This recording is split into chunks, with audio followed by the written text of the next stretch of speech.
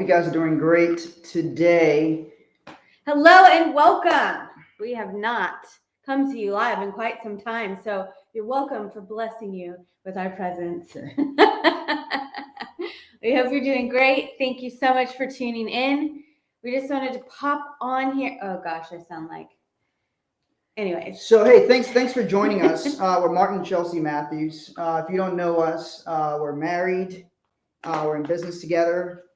And we're authors of this book, Let's Fight About Money, helping couples communicate about money, handle conflict, and build an unbreakable financial house. That's really our goal in our life and our business, is to help you build an unbreakable financial house so you can handle anything that comes your way financially. And not just handling things financially, though, being able to really create the life that you want to live.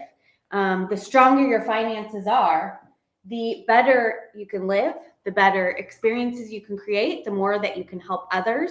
And so we want to help people to flourish and prosper by understanding what makes up your financial house, what could put it at risk, and how to strengthen it. Yeah, so today we're going to talk about, because there's a lot of people who have questions on this, become your own bank strategy. What does it mean? How does it work? And what to do, all of that. How is it set up properly? So if you have any of those questions, drop them in the comments. We're happy to answer those for you.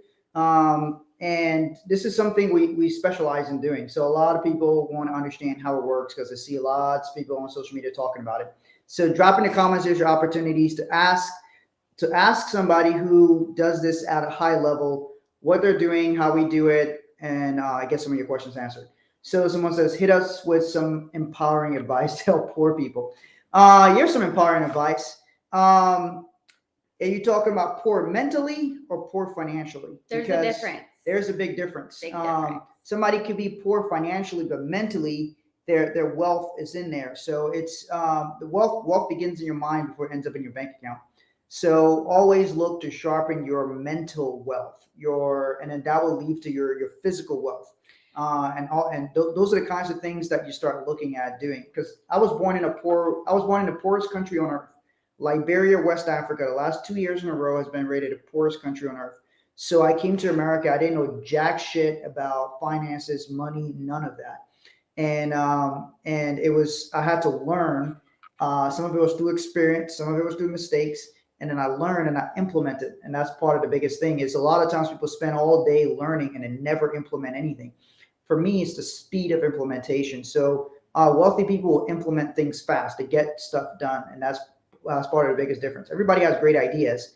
Very few people can actually execute on those ideas. And that's what leads to wealth. Also, I would add to that when it comes to strengthening your financial house, which means improving your financial situation, wherever you are, like whether you realize it or not, everyone's building a financial house. So some people may have a financial shack, and some people have a financial mansion.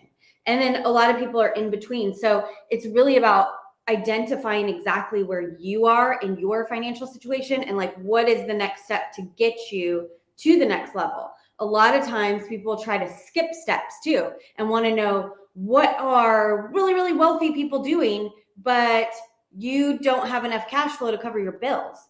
So looking at, it's great to have goals and aspire and look at what are super successful people doing, but you need to look at where you are now, and that's increasing your cash flow so that you could free up some cash flow to be able to put to work, to be able to build wealth. So it's important to be able to identify where you are and what is the right step for you. And so like when you hear become your own bank, a lot of people talk about become your own bank, infinite banking, building wealth, build legacy. All of these are great things, but it's important to know, are you ready for that strategy? And so you've got to know, what does it take to actually put that strategy in place and make it work for you? And what does it mean to actually qualify to be able to use that strategy? And if you don't qualify, like what are the steps you need to take to get there? So it's very important, and it's easy to get caught up in listening to what a lot of people are saying online, and to think that, oh, I need to be doing that. But you need to understand and learn by increasing your knowledge of how these things work to know, is it right for me or not? Yeah. And it's right for some people and it's not right for others. Yeah. So Maria says, great Great point. So Maria's a partner of ours in a business consulting business we're launching. She's been a consultant for years. She's been able to help Congrats, different businesses do well. So we partnered together. For those of you who have any interest in wanting to grow your business, whether you're a solo entrepreneur, you're a small business with employees, all those, feel free to message us or DM us. So thanks for that. Hi, Maria. So look, become your own bank. So here's the gist of this strategy, because a lot of people ask about it. So somebody commented on there that the YouTube comments are on. So we're streaming also on YouTube. So here's the concept. The concept itself is simple. It's not new. It's been around over 100+ years. But essentially, what people are doing is they're storing money inside life insurance policies and leveraging that to buy other assets. So anytime somebody's doing something, especially if somebody's got high net worth individual, affluent person, one of the things that you want to do is you want to ask, why is somebody doing that? Why is it done that way? For example, the coach at the University of Michigan, he received millions of dollars in the form of a loan to buy life insurance. The University of Michigan, he went and he negotiated with Michigan and says, I want a pay increase, but I don't want you to pay it to me, my salary. First question is, whenever you see that, you ask, why? Why did this guy say the University of Michigan should give him a loan versus giving him this money as a salary? Wait a minute. When most people want to be debt free and get out of debt, Yeah. why would somebody want to take their What would a income multimillionaire as want debt? a loan as part of his income? Sounds crazy. So very simple reason, taxes. This guy's already in a top tax bracket in his salary, just like many athletes are. Athletes get they essentially are employees of the organization, right? So they get paid. They're just very, very highly compensated employees. And so they get paid a salary, and then that salary is taxed at a very high level. So the coach says, you know what? I don't want to be taxed at this high level for this additional income that I want. Why don't you give it to me as a loan? Now, why does he do that? Because loans are not taxed. Loans are not taxed. So why does the University of Michigan give Jim Harbaugh, the coach, why did they give him a loan to buy life insurance? Why are they cool with that? They're cool with that because when they give him a loan that goes inside of a life insurance policy, there's a death benefit. So even if Jim Harbaugh never pays the loan back to the University of Michigan while he is living, there is a massive death benefit that will pay the loan when he dies, and the rest of the money goes to his family tax-free. And Jim Harbaugh can enjoy the benefits of taking loans against his policy while he's still living, which again, that is not taxed. So Jim Harbaugh just skirted the tax system because he understands how to use different vehicles. This is very common in the corporate world. Now, when I say the corporate world, I'm talking about like the CEOs, the CFOs, the chief marketing officer, all of these. It's called a C-suite, because you can make benefits available to the C-suite that you don't make available to the average employee. So a lot of times the CEO of these companies have these other benefits that everybody else don't have. And they don't have to tell you that it's even available. So this is very common where big companies, even small companies, you can do this for yourself. I was explaining to one of our staff members here that you can give as a company, you can actually lend yourself money. If you're a business owner, your company can lend you money to buy life insurance policies. So this is advanced strategies and different things people can do. Somebody asked about index universal life. Yeah, that is a type of permanent life insurance that you can use. So all of these come down to your understanding how these products, what they're meant to do. Okay, so let's talk about some misconceptions or misunderstandings when it comes to these strategies.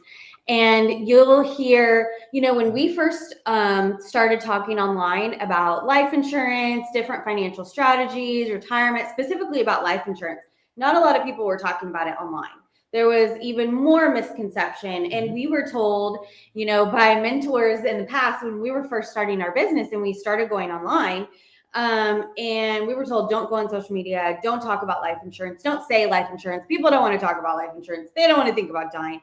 Okay, well, first of all, it's so much more than about somebody dying. It is about the people who, for one, the death benefit is about the people who are living. and you have a legacy you have to create. You can create generational wealth, but also there's so many uses for life insurance while you're still living.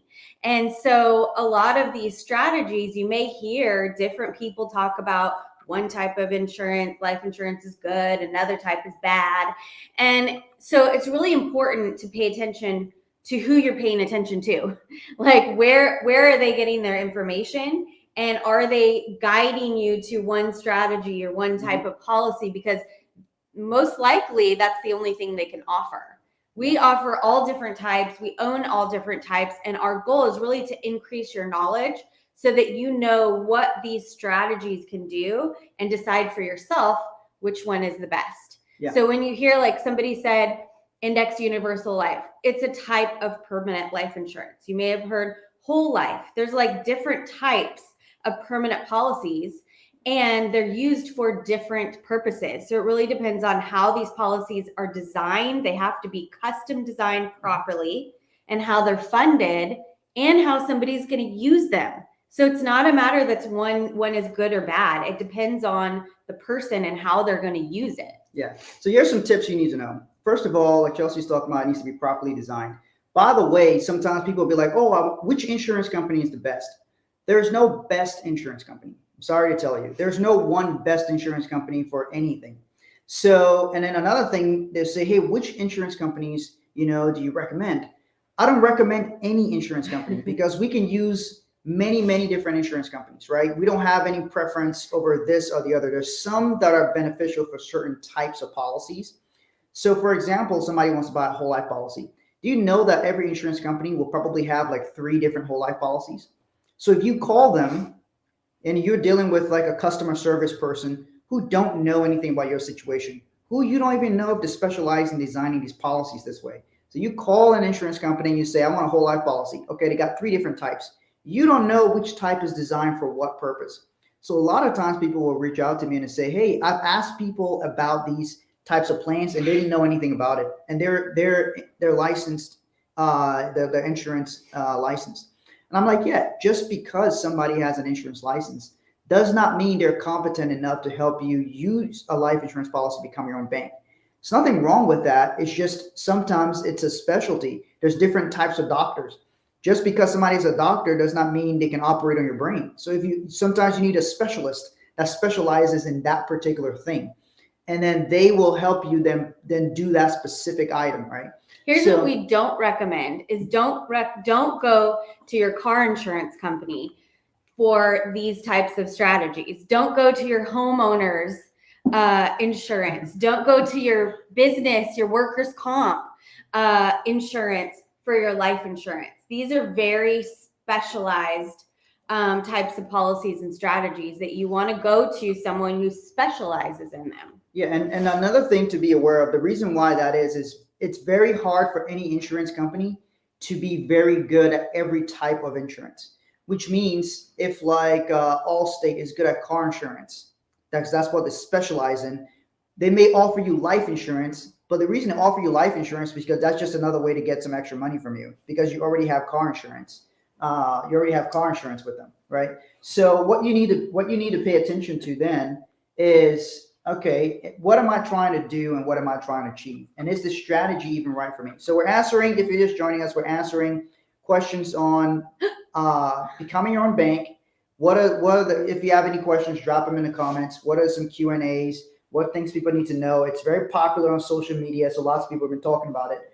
By the way, we were already doing business for years. We've had a business for many, many years before we ever went on social media and started sharing about what we're doing. Now it seems like everybody talks about it. However, not everybody is an expert in designing it. And there's a lot of misinformation on there. One thing is you should always see numbers. Mm-hmm. You should always see numbers. Anytime somebody tells you, oh, yes, this is how it works, you should always ask them to show you the numbers. Okay, so when I tell people we've got clients who put $50,000 a year, $100,000 a year, those are not even our biggest clients. So we go over numbers for people. If somebody can't show you numbers to a plan they're putting together, then something is suspect about that. And another secret is let them show you numbers in real time. What I mean is sometimes an insurance person will call an insurance company and say, hey, put these numbers together for me, but they didn't actually put the numbers together. So when we're meeting with our clients, we show them numbers in real time. Like we say, hey, here's your plan, here's how the plan works. We make any adjustments that needed so the clients can actually see that in real time, which means we know how to design and build these policies for their advantages. So understand that that's another little thing that sometimes somebody's trying to give you a plan that they didn't even put together themselves.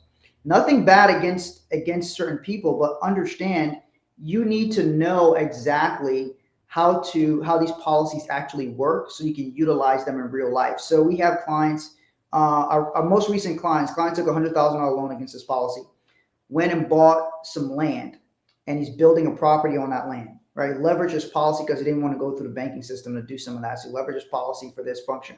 So you can do all these different things. And I even show videos where we show people numbers. We're like, hey, this is how it works. This is this client taking money out of this policy to buy this particular real estate deal that's in an opportunity zone. We have tons of videos where we show that. Are you going to say something? Yeah. So here's another misconception that people have when it comes to using the Become Your Own Bank strategy is when you think about life insurance in general, a lot of people want a very high death benefit. They want to leave their family a lot of life insurance. And so, a lot of people, it's common, they want $1 million policy, or a couple $1 million policy. Right now, that's great when you're looking at like a term policy that is just the death benefit. Now, they have other features too, like living benefits that you can use when you're alive, but term policies do not build cash. If you are trying to build cash with life insurance, a permanent policy, and you want to use this cash building strategy, you do not want a large death benefit. Okay, so a lot of people, they will come to us and say, oh, I talked to somebody, about this policy and I want to build cash and I have $1 million policy.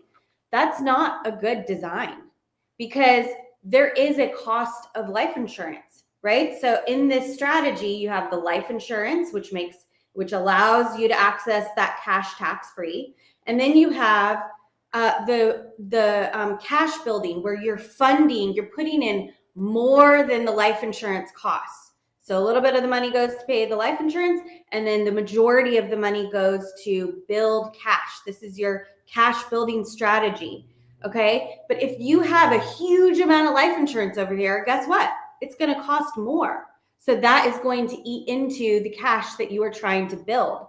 So it's the opposite. When you get a term policy, you want a large benefit because you want to leave a large benefit to your family, or you want to have access to a large amount for like disability living benefits. That if you're building cash, you do not want a large death benefit. Okay. You want to build the cash as quickly and as fast and as big as you can. So that is right there. That is a clue. If somebody designs a policy for you and they have a really big death benefit on there and your goal is to build cash. Now, some people want a permanent policy and they don't necessarily want to build cash. They just want it to last their entire life and they want a big policy. Great. But if you are trying to build cash and somebody presents you a policy or designs a policy for you that has a big death benefit, that either means A, they don't know how to design it, or B, they want to get paid more because the way that life insurance pays out is based on that death benefit. Pays to the agent. Yeah, pays to the agent. Is the larger the death benefit is, the larger the payout is. So not to say that anyone out there is trying to take advantage. Usually it means they don't fully understand it. Yeah, and sometimes that's just how people are taught. So a lot of times people go to work for a company and they get taught how to do something a certain way. So then they come and teach you that. But you also have to know, like, okay, how is this going to grow my wealth and how can I use it? If the person can't actually show you how they use it or give you examples of how real clients have actually used these policies, then it means they may not have those in place yet. Where can I find the videos? Tell me what videos you're looking for. I think it's the videos where we talk about that where we share a lot of the stuff in our videos. All on my Instagram page, some of it on our YouTube channel. Okay, and also if you go to so really quick, if this is a strategy that you are interested in learning for yourself, we recommend to design this strategy in our company. We recommend that you're in a position to put at least $500 a month or $6,000 a year into this policy.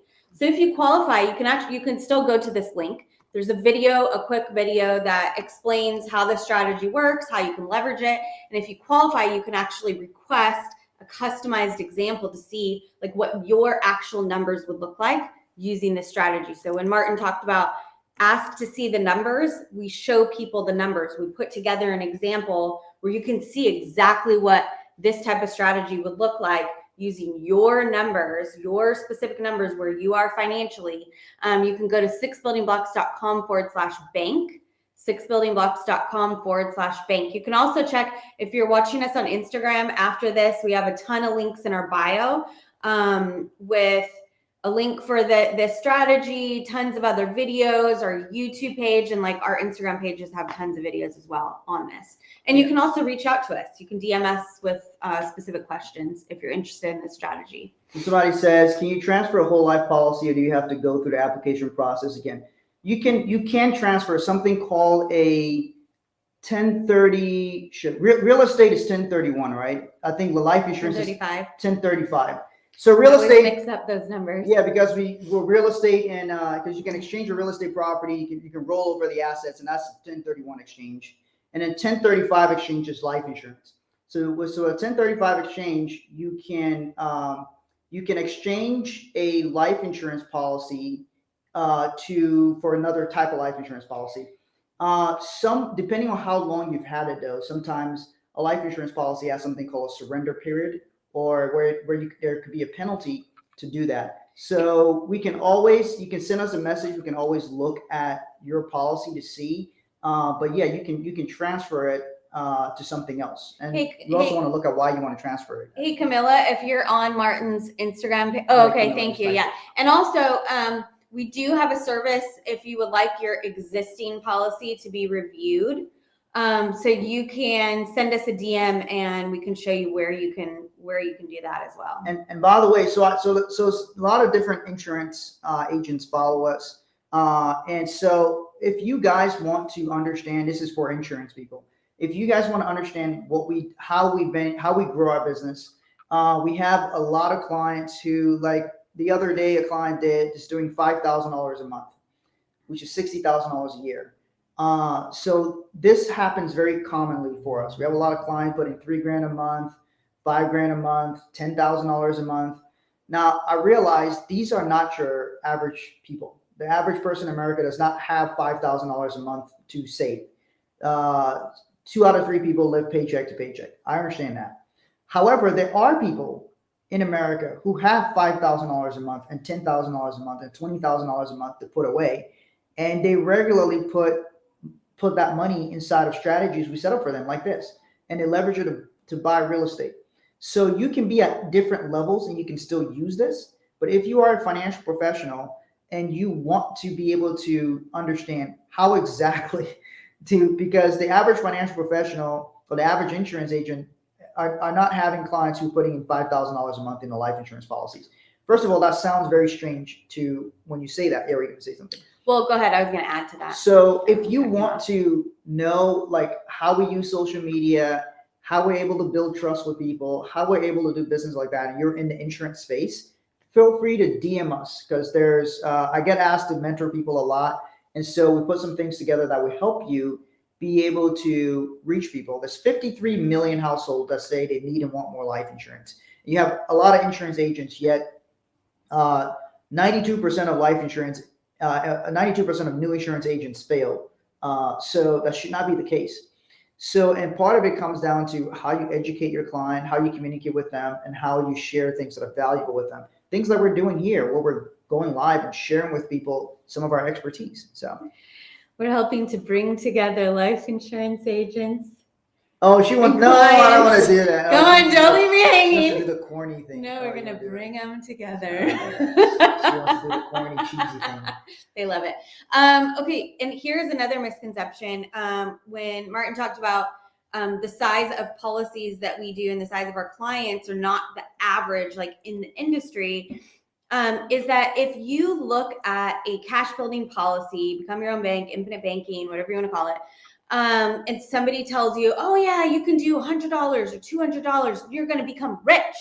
Well, unless you're doing a policy for your kid that's a minor, that's young, it's probably not going to make you rich, especially if it's not designed properly. So it's also become very common that for people to tell you that you could put $100-$200 into a policy like this and build up all of this wealth. Now, we do have programs to help people get started, like a starter strategy with specific plan to get to increasing those strategies, because the likelihood of building real substantial wealth that you're going to be able to leverage and use for real estate or retirement, it's not likely if you're not funding it properly. Yep. So you have to look at, like when I mentioned in the very beginning, of understanding where you are financially, because a lot of times people want to do this strategy and we let them know, hey, looking at your financial situation right now, you need to work on building reserves, or you need to work on increasing your cash flow, or you need to put a term policy in place to strengthen, to protect your financial income, your financial house. So sometimes we don't just, because somebody wants to do this strategy, we don't just sell a policy. Our goal and our purpose is helping people build a strong foundation, because if you go and put these things into place and you're not ready for it, guess what? You're not going to keep the policy. And when people don't keep their policies, guess what? We get charged for that. If somebody cancels a policy, we get charged for that. So we don't want to put policies in place for people that they're not going to keep. Yeah. We want to help long-term clients. Yeah, we want to help people get us in a stronger financial position. And so it's important to put the right pieces in place in order to get there. Plus, it doesn't look good for you either as an insured person. There's some companies that if you lapse your policy and then you try to go back, they won't take you, because they're like, oh, this person's probably going to do it again. So understand that they can look at you that way. So somebody asked, I put $1,200 a month in my TSP. Is that good? So for those of you who don't know, a TSP is like the government's, if you work in the military or you're a government employee or contractor, that's like a 401k. Has basically the same rules. It's called a thrift savings plan, but it has basically the same rules as a 401k. You put money in after taxes, and when you take the money out, then it's taxed. So now, here's the thing. The TSP, depending on your income, and if you're in the military, I think they started giving the military a little bit of a match. If you work as a civilian, like you work at the VA or something, you get a higher match than the military. There's a number of reasons for that I won't get into, but so keep that part in mind. The second thing is, it comes down to taxes. My biggest beef with a 401k, if you get a match in your 401k or your TSP, absolutely great to take the match and put in the exact amount that they match, the exact percentage. The reason for that is 100% return on your money. So you put in $10, they put in $10 to match you. That's 100% return on your money, even if your money didn't grow anything. It means each year you got 100% return on your money. So every single year, any contribution you made got doubled because it got matched. Fine, fantastic. The problem is all that money is going to be taxed in the future by you. So where's the post office? They only put 5%. I wish they can match. Yeah. So you're putting in 5, or sometimes I don't know if the post office has. They still give you 5% whether you put anything in there. But if there's a match, then look at that 5%. The problem is, so let's say you're putting in $1,200 a month. That's what, $15,000 a year, something like that. That $15,000 a year that you're putting in, let's say that $15,000 you put in this year, over your lifetime, let's say that grows into $45,000.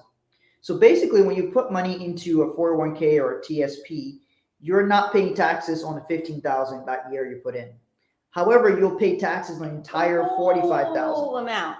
So it's like, do you want to pay taxes on the seed, the little bits of money that you're putting in every month, or do you want to pay taxes on the entire harvest?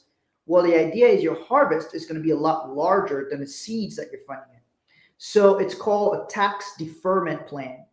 But what happens is that the government doesn't just allow you to defer it for the rest of your life. When you reach a certain age, they force you to take that money out. If you don't take the money out, they give you a penalty. If you don't take out the money you're supposed to take out each year, they give you a 50% penalty. 50% penalty on what you should have taken out that you didn't.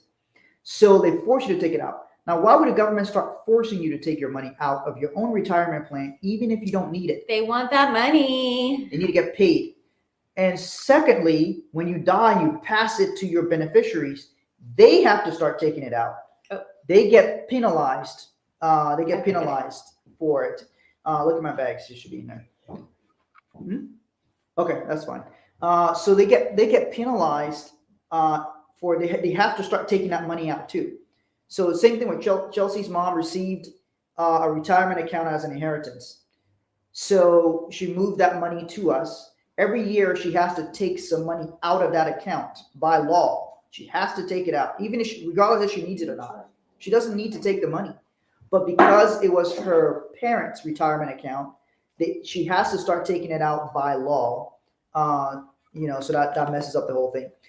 So what some will do is they take the match that they get in a 401k or TSP, they put into the match, and anything above that they put into something that would be tax-free. So they fund it with after-tax money, so that the entire harvest can be tax-free. So a lot of times they may use a Roth IRA. That's one thing that is tax-free. A lot of people use a life insurance policy. So now they have their TSP that's being matched and have a life insurance policy. So between those two factors, they have some of the income that is tax-free through the life insurance policy or the Roth IRA, and they have some of the income that is taxable. So you can actually start to control your taxes in retirement if you have some of your income that is tax-free, because it offsets, because you don't have to take all your money from a taxable bucket. So anyway, I hope that makes sense. Work at the post office. Post office, you guys get good benefits overall. So you can maximize that. You guys get I believe you still get a good pension, all those things. So anyway, if you guys want to see this scenario, how it all works, go to 6buildingblocks.com/bank, 6buildingblocks.com/bank. And we'll show you numbers and how these policies work, customized for your specific situation. Because somebody may be able to put $10,000 a month in. Maybe you're able to put $500 a month in. You see, that's too wide of a gap. That's two different scenarios. So you have to see something. Or someone may put in 50,000, at once. Which we have clients who do that all the time. They'll drop in 50 grand, 100 grand, which means the person already has that money in their bank account, and they want to drop it in the policy and turn around and use it and borrow against it the next day. So our clients will put in $100,000 a year into the policies. So obviously, I know it goes without saying, but obviously, if somebody can put $100,000 a year into anything, the person must be very affluent. But you can use the same thing for yourself on whatever level you're at financially. And if you want help with that, you can go here, 6buildingblocks.com/bank, and you can also send us a DM if you have any additional questions. Anyway, thanks for joining us, and we will see you guys next time. Bye. Bye, everybody.